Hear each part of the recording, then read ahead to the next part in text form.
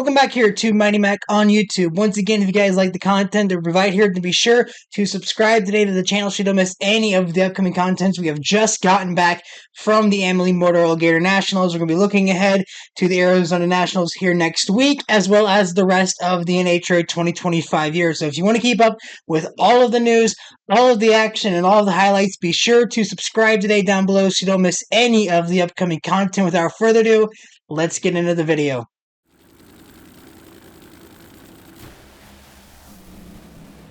Taska's got a pedal. Robert Hight goes roaring down, and Hight goes a 385-1 at 326 miles an hour.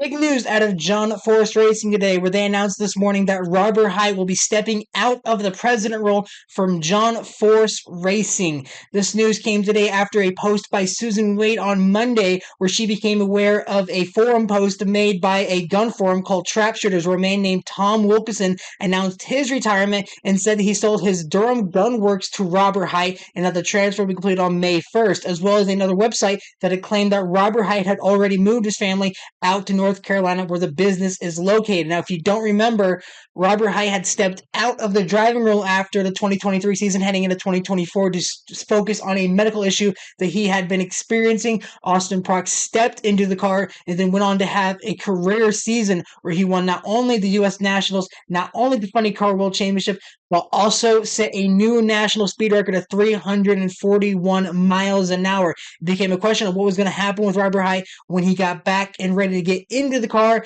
Now we don't have to worry about that, as he has left the team entirely. Now, that post was made by Susan Wade back on Monday, and John Force Racing would later announce today that he would be leaving. He joined John Force Racing in 1995, working as a crewman on John Force's car during his decade-long championship run. He then became facilities manager at John Force Racing for the Yorba Linda shop in California. In 2004, he was promoted to being the team's first designated test driver before debuting in 2005 and winning his first race in his fourth career start at the Spring Nationals in Houston. He would finish the year with another win at the Mile High Nationals in Denver, as well as two more final round appearances, leading the class in average elapsed times at 482 with a 1, as well as 6 number 1 qualifiers, and led the points for 5 races, earning him the 2005 Rookie of the Year award. He would go on to win 3 World Championships in 2009, 2017, and 2019, ending his career with a total of 65 national event wins, 3rd on the all-time wins list for Funny Car, 10th all-time in NHRA history, including 3 U.S. National Championships in 06, 08, and 2013.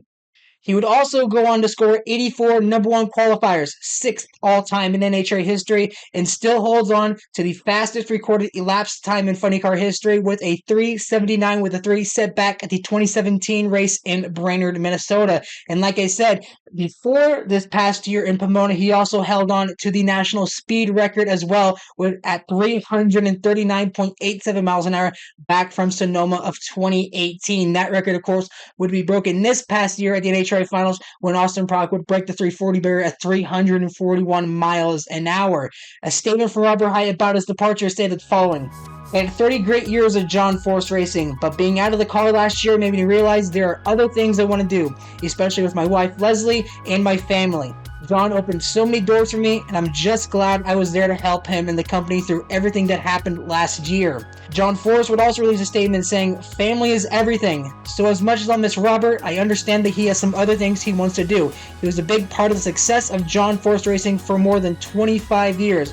I love him, and I wish him well in whatever he decides to do. Down the line, we'll name a new president, but right now, we've got a great team in place, and I'm looking forward to working closer with everyone." Now, if you look on his website, on his bio page for NHRA.com, it does actually say that trap shooting is one of his hobbies, so him buying a guns workshop is not exactly a surprise. But regardless, this is probably what would be regarded as the end of an era. Like I said, he ended the career 3rd on the all-time win list in Funny Car, 10th all-time in NHRA history. He's also 6th all-time in NHRA history for number 1 qualifiers in the entire history of the sport. And if you look anywhere on NHRA stats page, his name is on there at some point, regardless if it's whether the fastest elapsed time in a final round appearances head-to-head. He also is on the records list for most consecutive NHRA starts qualifying for an event. He is on there for the tightest points battles in NHRA history. You look anywhere on the stats page for NHRA.com on what records are set, his name is either at least in the top 5 or the top 10.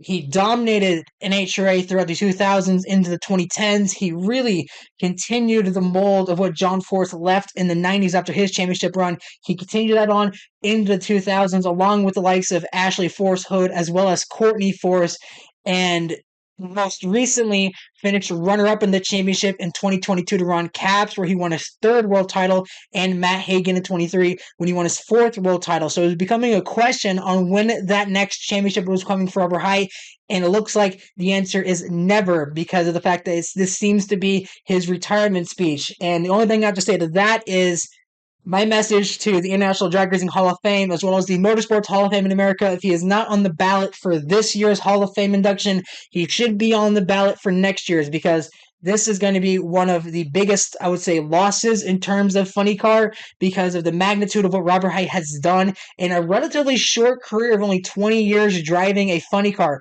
You look at the likes of what John Force has done and what Ron Capps has done in a similar time frame.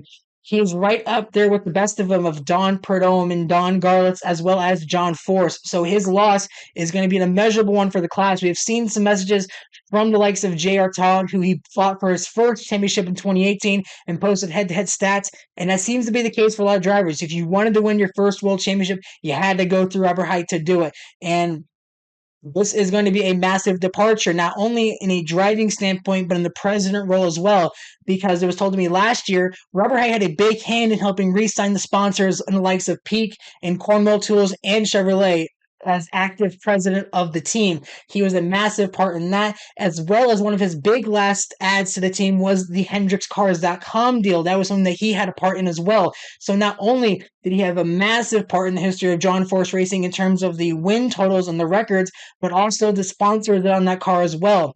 So for everybody involved, thank you to Robert Hight for everything you have done for the NHRA. You'll go down as one of the all-time greatest drag racers, funny car racers, and race car drivers of the last decade and the entire last century as well. Enjoy your retirement. Hope to see you at the drag strip as well. And like I said, to the International Drag Racing Hall of Fame and the Motorsports Hall of Fame of America, get this man in your Hall of Fames, because by all means, you look at any single stat in the history of drag racing, his name is up towards the top of that list, and he will go down as one of the greatest of all time.